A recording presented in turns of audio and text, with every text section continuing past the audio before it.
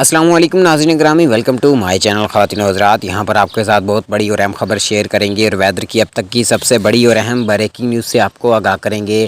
ख़वातीन और हज़रात, आपको बताता चलूँ कि महकमा मौसमियात की ताज़ा तरीन और लेटेस्ट अपडेट आ चुकी है। आज दिन के औकात में रात के वक्त और आइंदा 24 घंटों के दौरान पाकिस्तान का मौसम कैसा रहने वाला है, महकमा मौसमियात ने बता दिया है। ख़वातीन और हज़रात, आइए आपको मुकम्मल डिटेल से आगाह करते हैं। इस वीडियो को आखिर तक लाजमी देखते रहिएगा।